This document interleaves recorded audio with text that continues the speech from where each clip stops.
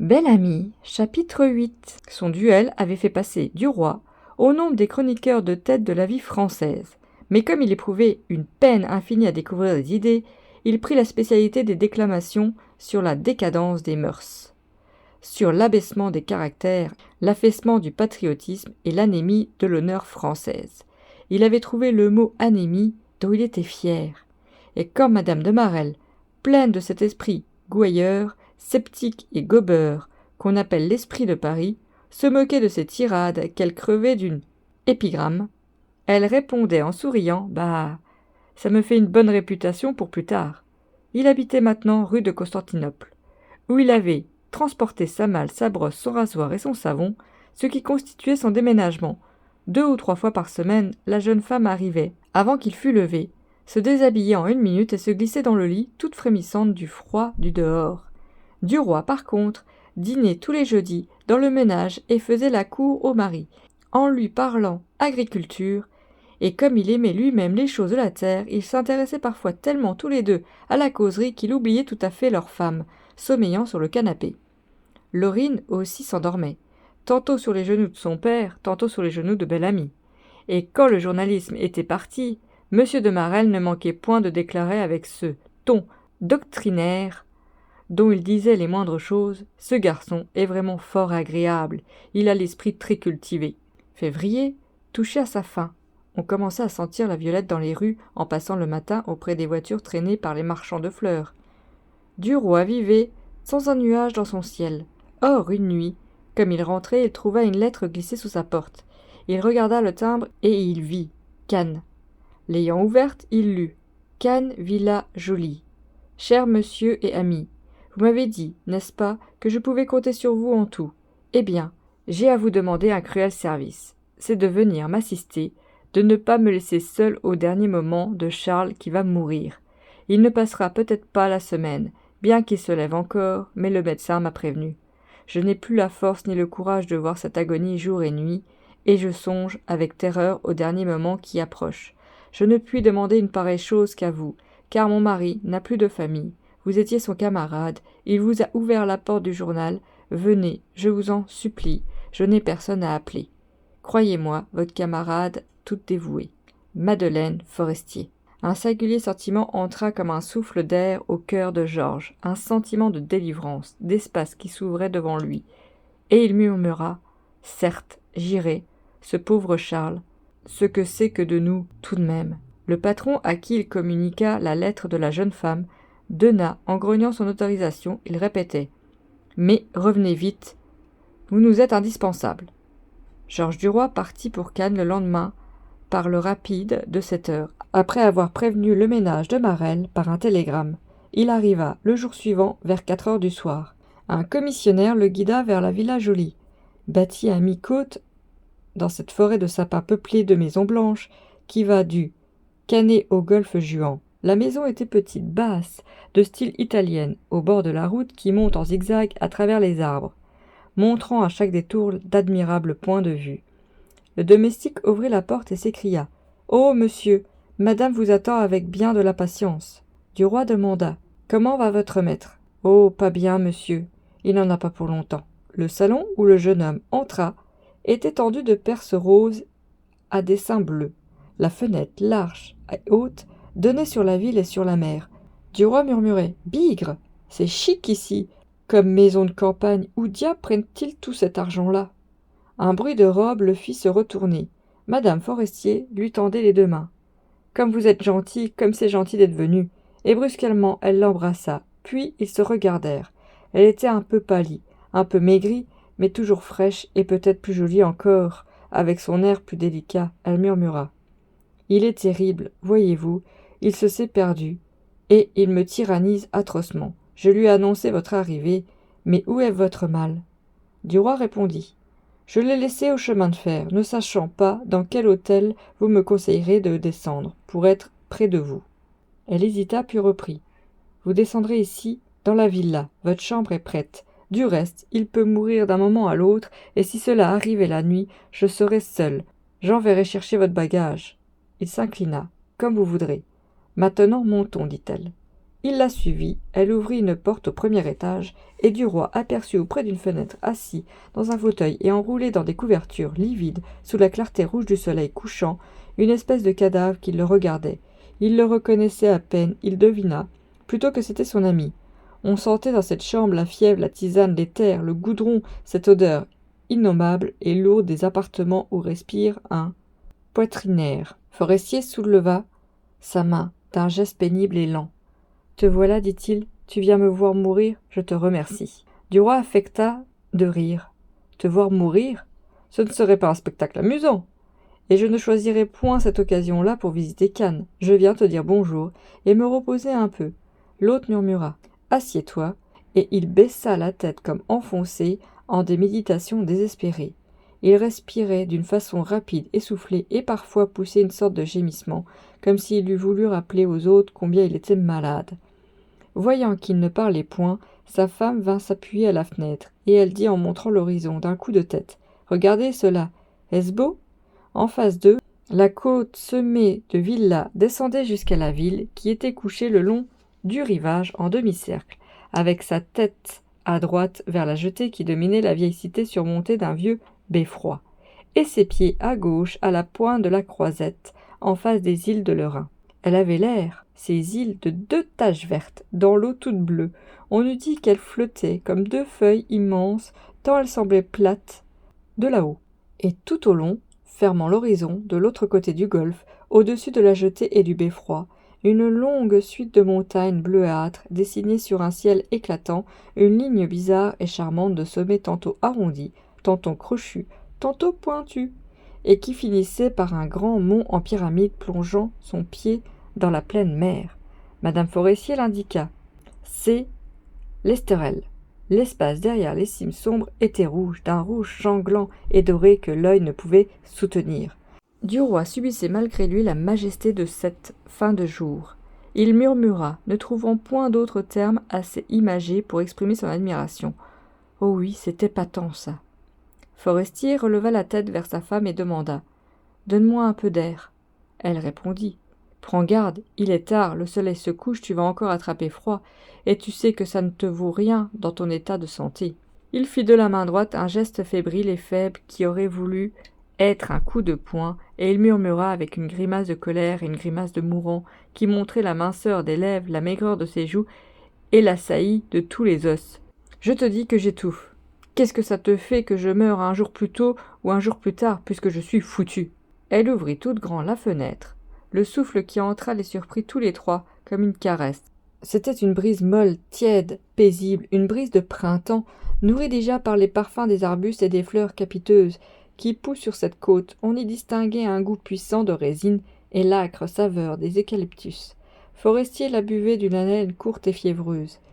Il crispa les ongles de ses mains sur les bras de son fauteuil et dit d'une voix basse, sifflante, rageuse. « Ferme la fenêtre, cela me fait mal. J'aimerais mieux crever dans une cave. » Et sa femme ferma la fenêtre lentement, puis elle regarda au loin le front contre la vitre. Duroy, mal à l'aise, aurait voulu causer avec le malade, le rassurer, mais il n'imaginait rien de propre à le réconforter. Il balbutia. « Alors, ça ne va pas mieux depuis que tu es ici ?»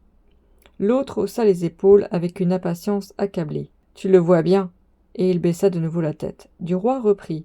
« Sacristi, il fait rudement bon ici, comparativement à Paris.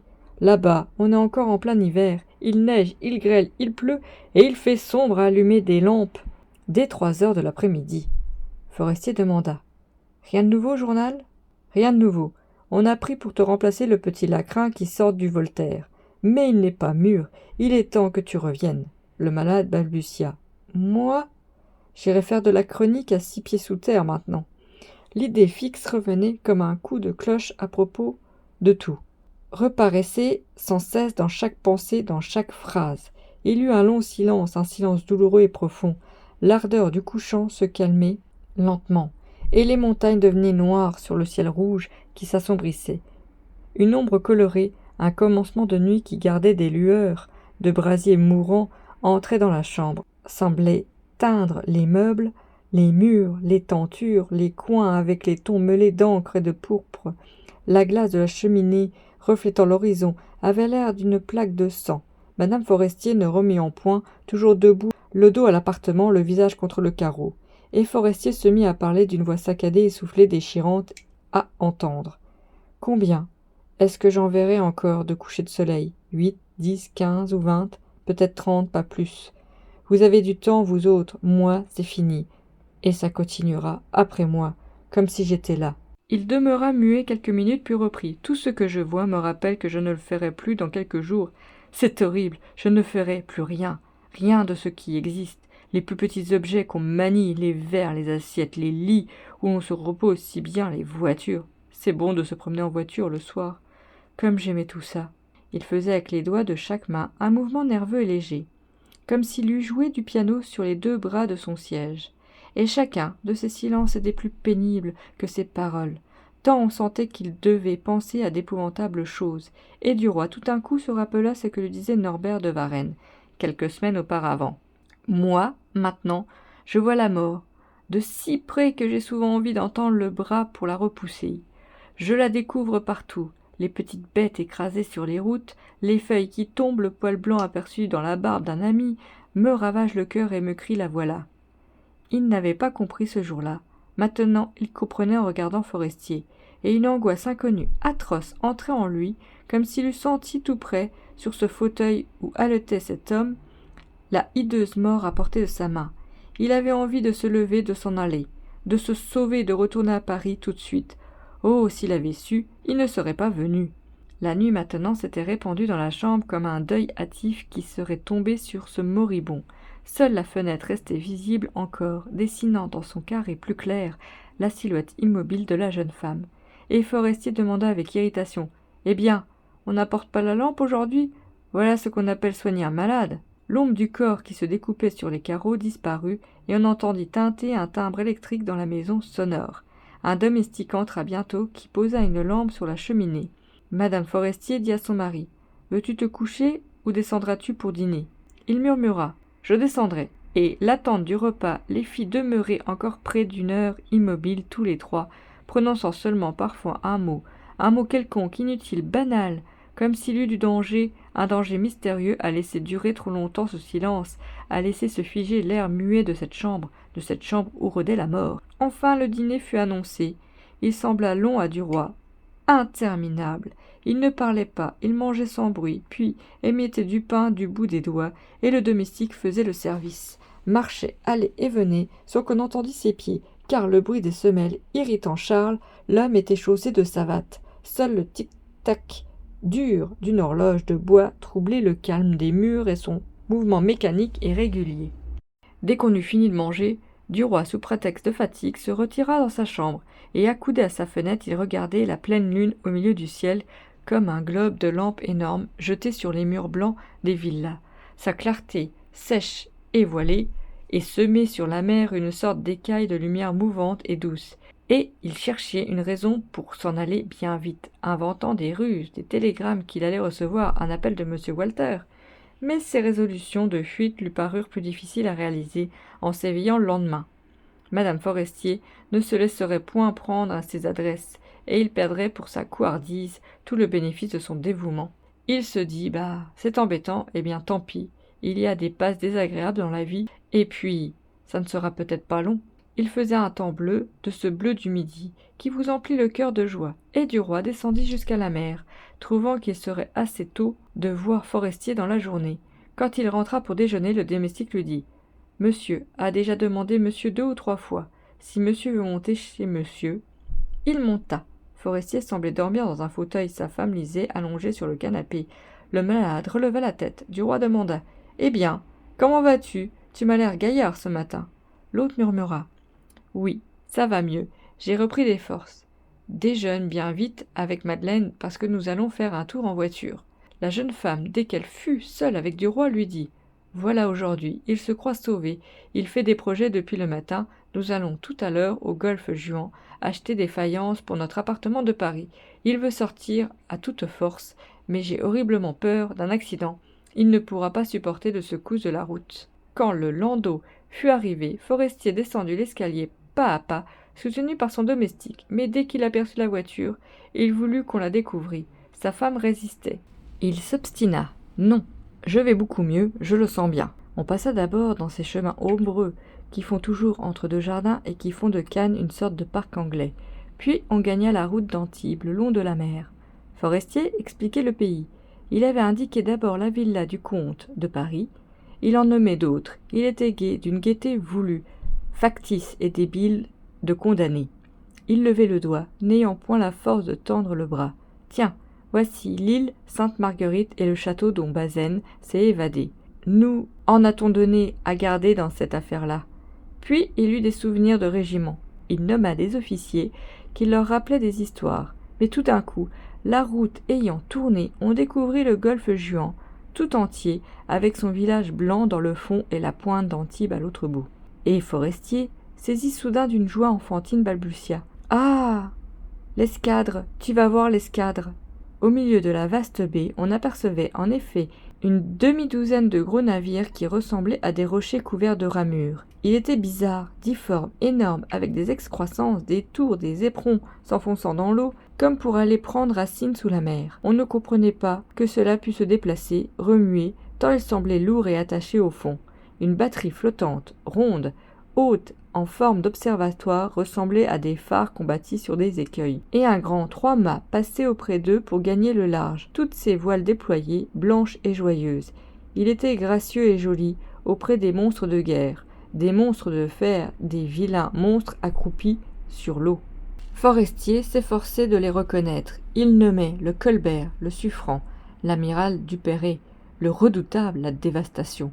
Puis il reprenait. « Non, je me trompe, c'est celui-là, la Dévastation. » Ils arrivèrent devant une sorte de grand pavillon où on lisait « Faïence d'art du golfe Juan » et la voiture, ayant tourné autour d'un gazon, s'arrêta devant la porte. Forestier voulait acheter 2 vases pour les poser sur sa bibliothèque. Comme il ne pouvait guère descendre de voiture, on lui apportait les modèles, l'un après l'autre. Il fut longtemps à choisir, consultant sa femme et du roi. « Tu sais, c'est pour le meuble au fond de mon cabinet, de mon fauteuil, j'ai cela sous les yeux tout le temps. Je tiens à une forme ancienne, à une forme grecque. » Il examinait les échantillons, s'en faisait apporter d'autres, reprenait les premiers, enfin il se décida. Et ayant payé, il exigea que l'expédition fût faite tout de suite. « Je retourne à Paris dans quelques jours, disait-il. » Ils revinrent, mais le long du golfe, un courant d'air froid les frappa soudain, glissé dans le pli d'un vallon, et le malade se mit à tousser. Ce ne fut rien d'abord, une petite crise, mais elle grandit, devint une quinte ininterrompue, puis une sorte de hoquet, un râle. Forestier suffoquait, et chaque fois qu'il voulait respirer, la toux lui déchirait la gorge, sortit du fond de sa poitrine. Rien ne le calmait, rien ne l'apaisait. Il fallut le porter du landau dans sa chambre, et du roi, qui le tenait les jambes, sentait les secousses de ses pieds à chaque convulsion de ses poumons. La chaleur du lit n'arrêtait point l'accès qui dura jusqu'à minuit. Puis les narcotiques, enfin, engourdirent les spasmes mortels de la toux, et le malade demeura jusqu'au jour assis dans son lit, les yeux ouverts. Les premières paroles qu'il prononça furent pour demander le barbier, car il tenait à être rasé chaque matin. Il se leva pour cette opération de toilette, mais il fallut le recoucher aussitôt, et il se mit à respirer d'une façon si courte, si dure, si pénible, que madame Forestier, épouvantée, fit réveiller du roi, qui venait de se coucher pour le prier d'aller chercher le médecin. Il ramena presque immédiatement le docteur Gaveau, qui prescrit un breuvage et donna quelques conseils. Mais comme le journaliste le reconduisait pour lui demander son avis, « C'est l'agonie, dit-il, il sera mort demain matin. Prévenez cette pauvre jeune femme et envoyez chercher un prêtre. Moi, je n'ai plus rien à faire, je me tiens cependant entièrement à votre disposition. » Du roi fut appelé madame Forestier. « Il va mourir, le docteur conseille d'envoyer chercher un prêtre. Que voulez-vous faire ?» Elle hésita longtemps, puis d'une voix lente, ayant tout calculé. « Oui, ça vaut mieux. Sous bien des rapports, je vais le préparer, lui dire que le curé désire le voir. Je ne sais quoi, enfin. Vous seriez bien gentil, vous, d'aller m'en chercher un curé, et de le choisir. Prenez-en un qui ne nous fasse pas trop de simagrées, tâchez qu'il se contente de la confession, et nous tienne quitte du reste. » Le jeune homme ramena un vieil ecclésiastique, complaisant, qui se prêtait à la situation. Dès qu'il fut entré chez l'agonisant, madame Forestier sortit et s'assit avec du roi dans la pièce voisine. « Ça l'a bouleversé, dit-elle, quand j'ai parlé d'un prêtre. Sa figure a pris une expression épouvantable, comme s'il avait senti un souffle, vous savez. Il a compris que c'était fini, enfin, et qu'il fallait compter les heures. Il était fort pâle. Elle reprit. Je n'oublierai jamais l'expression de son visage. Certes, il a vu la mort à ce moment-là. Il l'a vue. Il entendait le prêtre qui parlait un peu haut, étant un peu sourd, et qui disait « mais non, vous n'êtes pas si bas que ça, vous êtes malade, mais nullement en danger, et la preuve, c'est que je viens en ami, en voisin. » Ils ne distinguèrent pas ce que répondit Forestier. Le vieillard reprit « Non, je ne vous ferai pas communier, nous causerons de ça quand vous irez bien. Si vous voulez profiter de ma visite pour vous confesser par exemple, je ne demande pas mieux. Je suis un pasteur, moi, je saisis toutes les occasions pour amener mes brebis. » Un long silence suivit, Forestier devait parler de sa voix allaitante et sans timbre. Puis tout d'un coup le prêtre prononça, d'un ton différent, d'un ton d'officiant à l'autel, « La miséricorde de Dieu est infinie.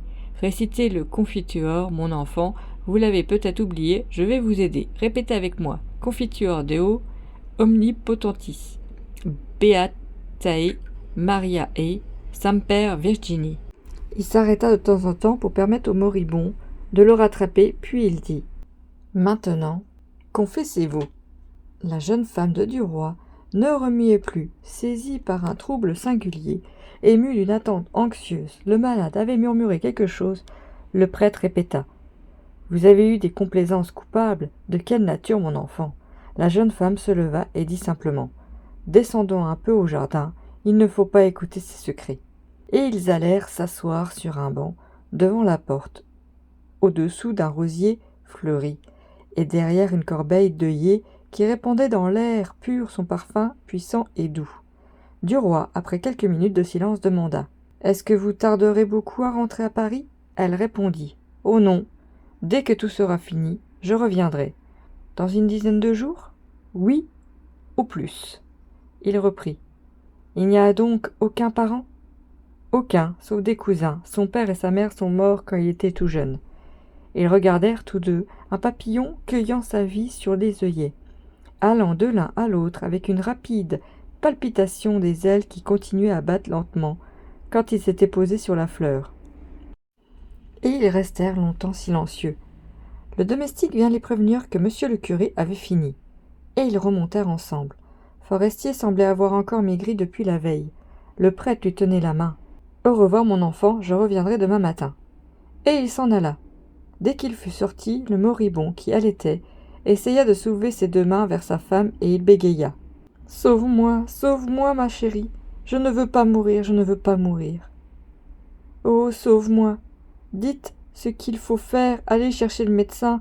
Je prendrai ce qu'on voudra. Je ne veux pas, je ne veux pas. » Il pleurait. De grosses larmes coulaient de ses yeux sur ses joues décharnées, et les coins maigres de sa bouche se plissaient comme ceux des petits enfants qui ont du chagrin.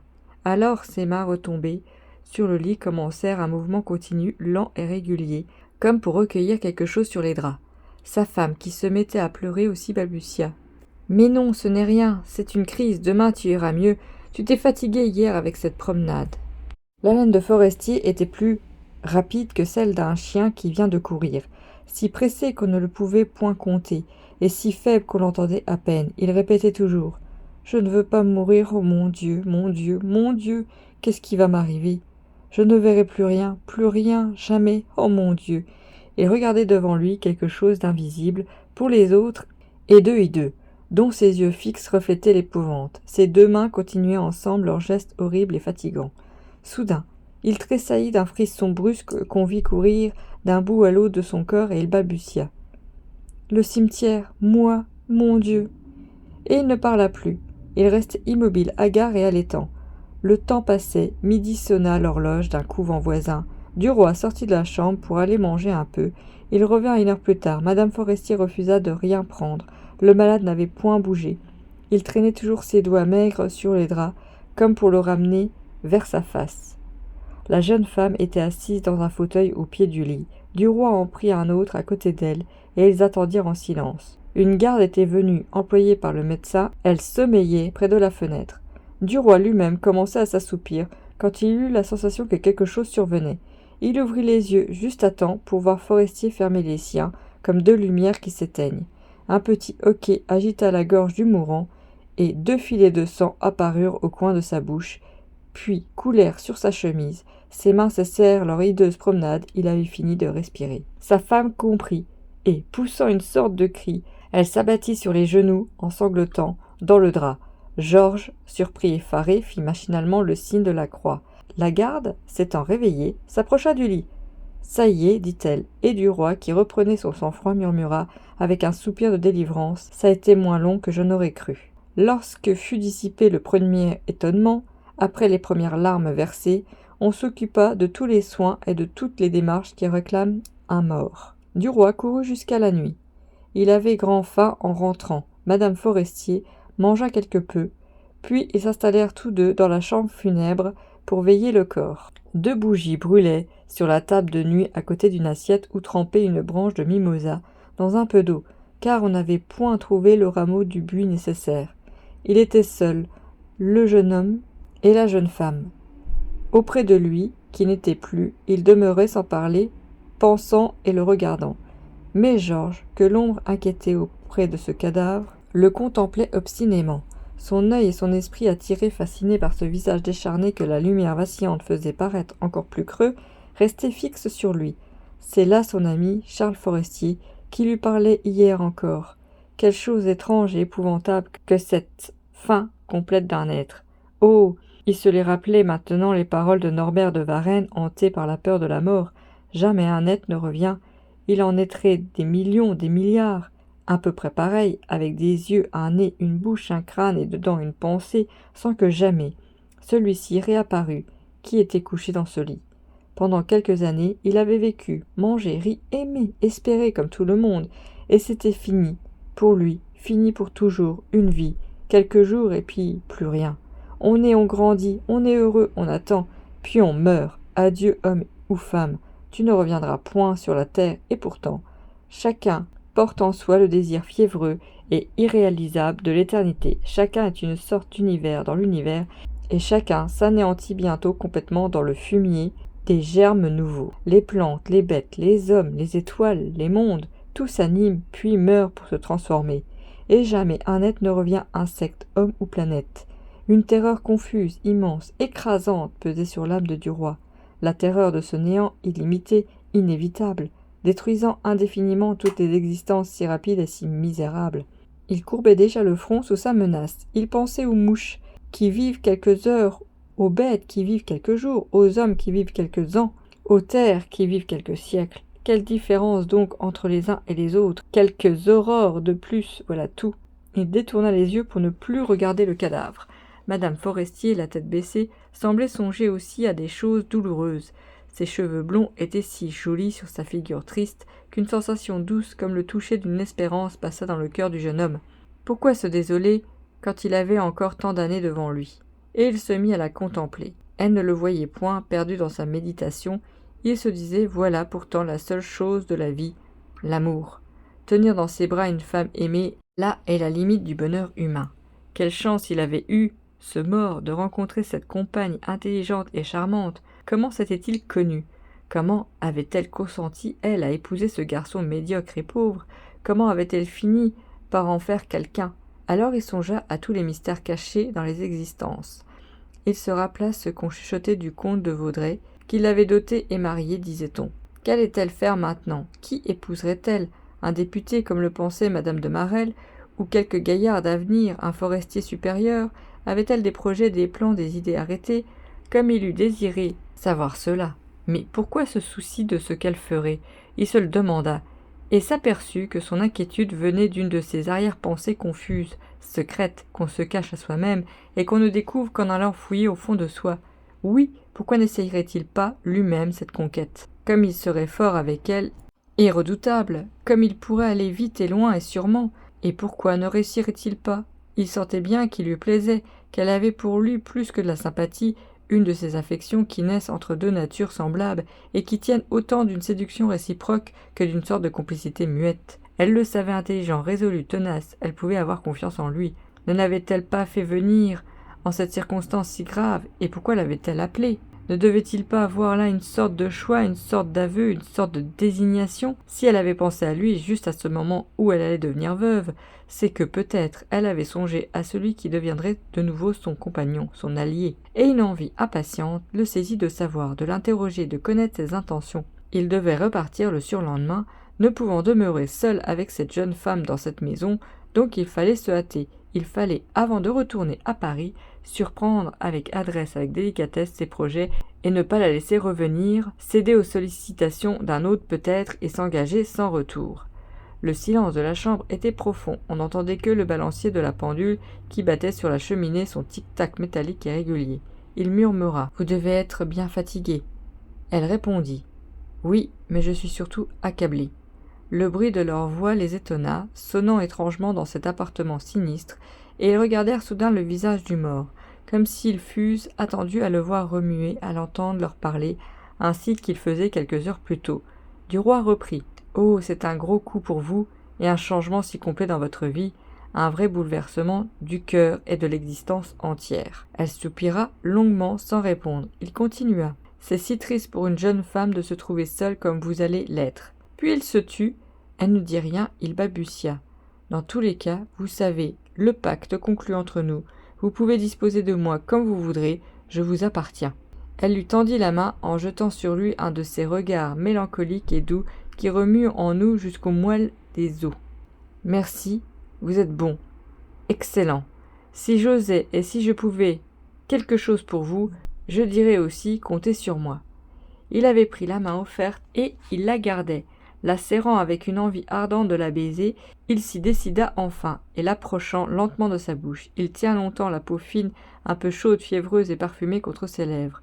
Puis, quand il sentit que cette caresse d'ami allait devenir trop prolongée, il sut laisser retomber la petite main. Elle s'en revint mollement sur le genou de la jeune femme qui prononça gravement « Oui, je vais être bien seule, mais je m'efforcerai d'être courageuse. » Il ne savait comment lui laisser comprendre qu'il serait heureux, bien heureux de l'avoir pour femme à son tour. Certes, il ne pouvait pas le lui dire, à cette heure, en ce lieu, devant ce corps. Cependant, il pouvait, lui semble-t-il, trouver une de ces phrases ambiguës, convenables et compliquées, qui ont des sens cachés sous les mots et qui expriment tout ce qu'on veut par leur réticence calculée. Mais le cadavre le gênait. Le cadavre, rigide, étendu devant eux, et qu'ils sentaient entre eux depuis quelque temps d'ailleurs, ils croyaient saisir dans l'air enfermé de la pièce une odeur suspecte, une haleine pourrie, venue de cette poitrine décomposée, le premier souffle de charogne que les pauvres morts couchés en leur lit jettent aux parents qui l'éveillent, souffle horrible dont ils emplissent bientôt la boîte creuse de leur cercueil. Duroy demanda « Ne pourrait-on ouvrir un peu la fenêtre ? Il me semble que l'air est corrompu. » Elle répondit « Mais oui, je venais aussi de m'en apercevoir. » Il alla vers la fenêtre et l'ouvrit. Toute la fraîcheur parfumée de la nuit entra, troublant la flamme des 2 bougies allumées auprès du lit. La lune répandait comme l'autre soir sa lumière abondante et calme sur les murs blancs des villas et sur la grande nappe luisante de la mer. Duroy, respirant à plein poumon, se sentit brusquement assailli d'espérance, comme soulevé par l'approche frémissante du bonheur. Il se retourna. « Venez donc prendre un peu le frais, dit-il, il fait un temps admirable. » Elle s'en vint tranquillement et s'accouda près de lui. Alors il murmura à voix basse « Écoutez-moi, et comprenez bien ce que je vais vous dire. Ne vous indignez pas, surtout, de ce que je vous parle d'une pareille chose en un semblable moment. Mais je vous quitterai après-demain, et quand vous reviendrez à Paris, il sera peut-être trop tard. Je ne suis qu'un pauvre diable sans fortune et dont la position est à faire, vous le savez. Mais j'ai de la bonté, quelques intelligences, à ce que je crois, et je suis en route, en bonne route. Avec un homme arrivé, on sait ce qu'on prend, avec un homme qui commence, on ne sait pas où il ira. Tant pis ou tant mieux. Enfin, je vous ai dit un jour, chez vous, que mon rêve le plus cher aurait été d'épouser une femme comme vous. Je vous répète aujourd'hui ce désir. Ne me répondez pas, laissez-moi continuer, ce n'est point une demande que je vous adresse. Le lieu et l'instant la rendrait odieuse. Je tiens seulement à ne point vous laisser ignorer que vous pouvez me rendre heureux d'un mot, que vous pouvez faire de moi soit un ami fraternel, soit même un mari à votre gré, que mon cœur et ma personne sont à vous. Je ne veux pas que vous me répondiez maintenant, je ne veux plus que nous parlions de cela ici. Quand nous nous reverrons à Paris, vous me ferez comprendre ce que vous aurez résolu. Jusque-là, plus un mot, n'est-ce pas ? Il avait débité cela, sans la regarder comme s'il eût semé ses paroles dans la nuit devant lui. Et elle semblait n'avoir point entendu, tant elle était demeurée immobile, regardant aussi devant elle. D'un œil fixe et vague, le grand paysage, pâle éclairé par la lune, ils demeurèrent longtemps côte à côte, coude à coude, silencieux et méditants. Puis elle murmura « Il fait un peu froid. » et s'étant retournée, elle revint vers le lit, il la suivit. Lorsqu'il s'approcha, il reconnut que vraiment Forestier commença à sentir, et il éloigna son fauteuil car il n'aurait pu supporter longtemps cette odeur de pourriture. Il dit « Il faudrait le mettre en bière dès le matin. » Elle répondit « Oui, oui. » C'est entendu, le menuisier viendra vers 8 heures. Et Duroy, ayant soupiré, pauvre garçon, elle poussa à son tour un long soupir de résignation navrée. Ils le regardèrent moins souvent, accoutumé déjà à l'idée de cette mort, commença à consentir mentalement à cette disparition qui tout à l'heure encore les révoltait et les indignait, eux qui étaient mortels aussi. Ils ne parlaient plus, continuant à veiller d'une façon convenable, sans dormir. Mais vers minuit, Duroy s'assoupit le premier. Quand il se réveilla, il vit que madame Forestier sommeillait également. Ayant pris une posture plus commode, il ferma de nouveau les yeux en grommelant « Sacristi, on est mieux dans ces draps tout de même. » Un bruit soudain le fit tressauter. La garde entrait, il faisait grand jour. La jeune femme sur le fauteuil en face semblait aussi surprise que lui. Elle était un peu pâle, mais toujours jolie, fraîche, gentille, malgré cette nuit passée sur un siège. Alors, ayant regardé le cadavre, Duroy tressaillant et s'écria « Oh, sa barbe !» Elle avait poussé cette barbe en quelques heures sur cette chair qui se décomposait comme elle poussait en quelques jours sur la face d'un vivant. Et il demeurait effaré par cette vie qui continuait sur ce mort, comme devant un prodige affreux, devant une menace surnaturelle de résurrection, devant une des choses anormales, effrayantes qui bouleversent et confondent l'intelligence. Ils allèrent ensuite tous les deux se reposer jusqu'à 11 heures. Puis ils mirent Charles au cercueil, et ils sentirent aussitôt allégés, rassérénés. Ils s'assirent en face l'un de l'autre pour déjeuner, avec une envie éveillée de parler des choses consolantes, plus gaies, de rentrer dans la vie puisqu'il avait fini avec la mort. Par la fenêtre grand ouverte, la douce chaleur du printemps entrait, apportant le souffle parfumé de la corbeille d'œillets fleurie devant la porte. Madame Forestier proposa à Duroy de faire un tour dans le jardin.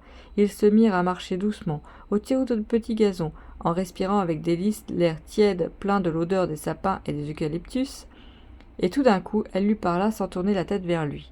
Comme il avait fait pendant la nuit là-haut, elle prononçait les mots lentement d'une voix basse et sérieuse. « Écoutez, mon cher ami, j'ai bien réfléchi, déjà, à ce que vous m'avez proposé. Je ne veux pas vous laisser partir sans vous répondre un mot. Je vous dirai d'ailleurs ni oui ni non. Nous attendrons, nous verrons, nous nous connaîtrons mieux. Réfléchissez beaucoup de votre côté, n'obéissez pas à un entraînement trop facile. Mais si je vous parle de cela avant même que ce pauvre Charles soit descendu dans sa tombe, c'est qu'il importe, après ce que vous m'avez dit, que vous sachiez bien qui je suis, afin de ne pas nourrir plus longtemps la pensée que vous m'avez exprimée. Si vous n'êtes pas d'un caractère à me comprendre et à me supporter.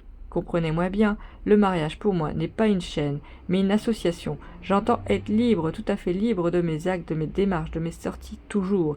Je ne pourrai tolérer ni contrôle, ni jalousie, ni discussion sur ma conduite. Je m'engagerai, bien entendu, à ne jamais compromettre le nom de l'homme que j'aurai épousé, à ne jamais le rendre odieux ou ridicule, mais il faudra aussi que cet homme s'engage à avoir en moi une égale, une alliée, et non pas une inférieure ni une épouse obéissante et soumise. Mes idées, je le sais, ne sont pas celles de tout le monde, mais je n'en changerai point. Voilà. J'ajoute aussi, ne me répondez pas, je serai inutile et inconvenable, nous nous reverrons et nous reparlerons peut-être de tout cela plus tard. Maintenant, allez faire un tour, moi je retourne près de lui à ce soir. Il lui baisa longuement la main et s'en alla sans prononcer un mot. Le soir, ils ne se virent qu'à l'heure du dîner, puis ils montèrent à leur chambre, étant tous deux brisés de fatigue. Charles Forestier fut enterré le lendemain, sans aucune pompe, dans le cimetière de Cannes, et Georges Duroy voulut prendre le rapide de Paris, qui passe à 1h30. Madame Forestier l'avait conduite à la gare, il se promenait tranquillement sur le quai en attendant l'heure du départ, et parlait de choses indifférentes. Le train arriva très court, un vrai rapide n'ayant que 5 wagons. Le journaliste choisit sa place puis redescendit pour causer encore quelques instants avec elle, saisi soudain d'une tristesse, d'un chagrin, d'un regret violent de la quitter, comme s'il allait la perdre pour toujours. Un employé cria « Marcel, Lyon, Paris, en voiture !» Duroy monta, puis s'accouda à la portière pour lui dire encore quelques mots. La locomotive siffla et le convoi, doucement, se mit en marche. Le jeune homme, penché hors du wagon, regardait la jeune femme immobile sur le quai et dont le regard le suivait. Et soudain, comme il allait la perdre de vue, il prit avec ses 2 mains un baiser sur sa bouche pour la jeter vers elle. Elle lui renvoya d'un geste plus discret, hésitant, ébauché seulement. Fin du chapitre 8.